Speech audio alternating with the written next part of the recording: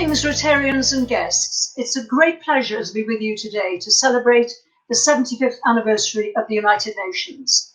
Thank you for inviting us to update you on the Rotary Representative Network to the United Nations. And as you've just heard, the history of the United Nations is closely entwined with Rotary. And we have the Rotary Representative Network, focused on conducting external outreach at the United Nations and beyond.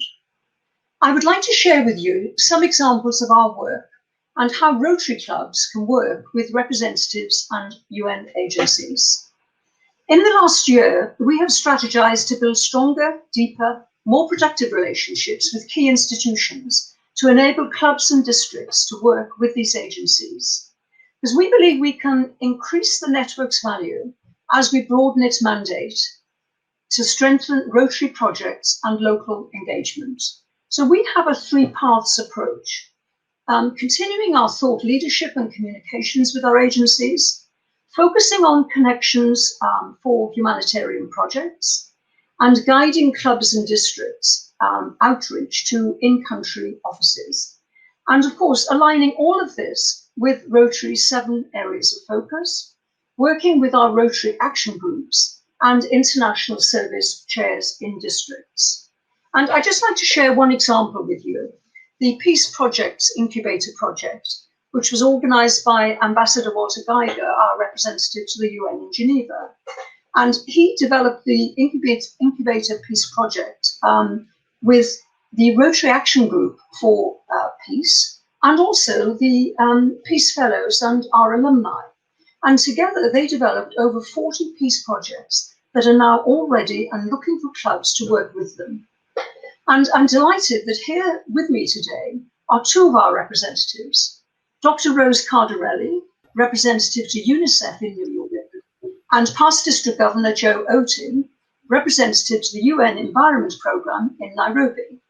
And they are both working to facilitate clubs to work on projects with these agencies. Joe, please can you tell us about the UNEP Handbook, which you have helped develop with UNEP and with the Environmental Sustainability Rotary Action Group, and tell us how this will help clubs get engaged. I'm so happy to be here today to talk a little bit about what we're doing with the UN Environment Program. When UN Environment Program approached us as Rotary to see what we could do and work around, in collaboration to support the environment and develop sustainable projects, one of the big ideas that they had was to have a very strong collaboration around World Environment Day, which was happening on the 5th of June. And so we came together, within our district, because the UN Environment Program is here in Nairobi, and eventually evolved Rotary International and ISRAC, the Environment and Sustainability Rotary Action. And so together, we built together a handbook, an environment handbook, which clubs could use, and it's full of wonderful ideas that clubs can immediately start to put into practice, so that we can reverse the terrible effects of pollution and other, negative effects that are happening on the environment across the world. So it's got wonderful ideas in this handbook. We will share a link. People can be able to download this handbook and begin to use it in their clubs immediately. Thanks, Joe. And how timely this handbook, given that Rotary now has the new area of focus of the environment. And also, of course, this year, we have the UN Climate Change Conference taking place in Glasgow in November. And I'm working with others to make sure that Rotary is going to be engaged at the COP26 conference in November. And so I know this handbook will be extremely valuable for clubs and districts in getting involved in these projects in the future. Joe, what other ways are you working with clubs in Nairobi? We've been spending a tremendous amount of time with the UN Environment team, developing the Adopt a River initiative for sustainable development. And what this initiative really is about, I guess, what I'd call moving upstream. For so long, we've had a number of programs where we've been trying to clean up the rivers in Nairobi, in Kenya, and other parts of our district. But the quality of the water and the pollution is just getting worse. And so the Adopt a River program is really about going upstream, not just going upstream on the within the rivers, but it's also going upstream in our partnerships, working with government and other organizations like UNEP. It's also about going upstream with our science and beginning to use science and real approaches that are going to have a long-term and sustainable effect on the in reducing pollution and giving and restoring our rivers. And so the Adopt a River program, we've developed a great framework. We've actually put a grant money behind it as well, created a core fund so that we can fund a number of the initiatives that the clubs are working on to clean up the rivers. And it's called Adopt a River because as an adoption program, if you're adopting a child, you're really putting a long-term commitment to see that child become successful, to grow up successfully and to be able to then take care of themselves. In the same way, we want the clubs to, adopt a certain part of the river and give it that long-term commitment to be able to reduce the pollution and to truly restore it and restore life in the rivers. The clubs have responded extremely well, and they've put in a number of proposals, and we will be handing out these. In the next day or so in April, we're going to be handing out or giving out the grants so that they can actually start their work. And we've been working closely with UNEP. They've been we've done a number of town hall meetings, and the clubs are getting a tremendous amount of knowledge and skill to be able to carry this out. But we're also working with SRAG, and the officials of SRAG are giving us a tremendous amount of support, encouragement, and we're able to share knowledge with them as well. And finally, last year we created the first environment club in Africa. This environment club is a cause-based club, which means that the club is very specifically working on supporting the environment.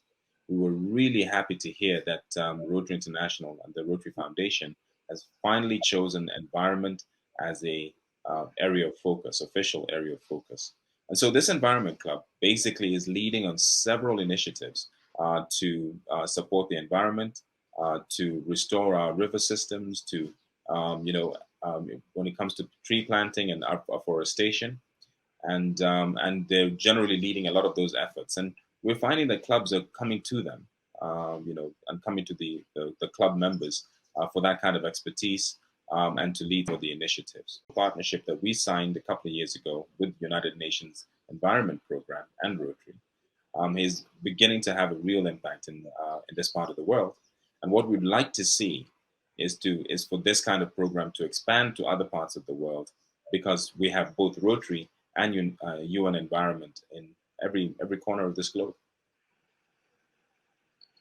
Thanks, Joe. That's a really excellent example of working in partnership with all these groups, the clubs, the agency, yourself as the representative.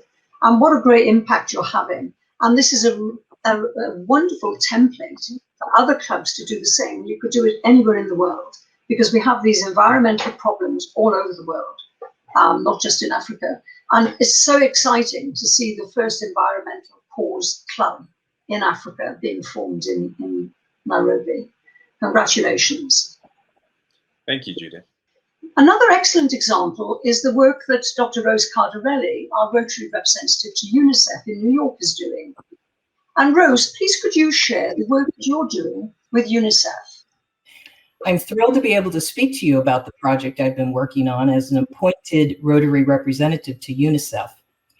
We all know that polio eradication has been our primary focus, and it will remain our primary focus and a major goal for our UNICEF partnership.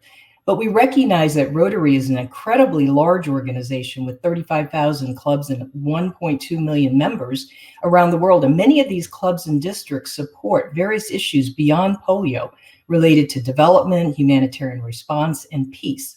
So the project I'm working on with Rotary headquarters and a team of volunteers is a local collaboration handbook. This is going to be a resource guide for successful local in-country engagement and projects between Rotary clubs, districts, and UNICEF offices. These resulting projects will serve to educate, inspire acts of service, and empower and connect people with opportunities. Now, this guide will provide in-country introductions for successful engagement. It will reveal best practices and collaboration models. It will have a great impact through cooperation at the local and country level, and it will identify the types of support needed to encourage or sustain collaboration. Now, this project is all about a Qualtex survey, which has been designed to be in multiple languages, and it consists of qualitative and quantitative and COVID questions. And the distribution has begun. It has been sent to 800 Rotary members in 23 different countries. And UNICEF is surveying their countries and regional offices at this time, a total of 66 offices and possibly 190 countries when they're finished. And I will follow up with interviews that will be conducted in the April timeframe with select respondents to gain a deeper understanding of the current situation, some of the best practices and lessons learned, the potential challenge or opportunities that may be out there, and the measures of success for collaboration after we identify success stories, trends, and cautionary tales. The guide will be reviewed in May and then will be released in the June timeframe. Now, this data that we'll collect during this analysis will provide us a unique opportunity for conducting successful collaborative service projects on a global scale from a local perspective. And I'm very happy to be able to be involved in this, and I really thank all the volunteers that have stepped up to help me with this project. Thank you, Rose, for that important overview of the resource guide, which I'm sure will be most helpful for clubs established projects with UNICEF in countries. And indeed, both of these handbooks, the UNEP handbook and the UNICEF handbook, these show the best practices, and I think also will become a template which other agencies can adopt and take forward with our work with the representative network and clubs and districts. And I know as well that you've just seen a video of the work of Dr. Josephine Ojiambo, our representative to the UN in Nairobi. And that clearly shows projects where you have clubs and representatives and agencies working together. So I hope that this has given you an insight into the representative network. And if you would like to learn more to develop projects with your clubs, feel free to contact me and I will connect you to the appropriate representative. We also have a representatives newsletter, which gives updates on the work of the network, which we are very happy to share with you.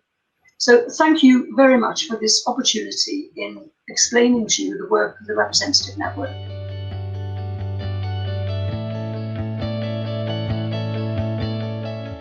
Take action with the UN Environment Programme. With UNICEF. With the Rotary Representative Network.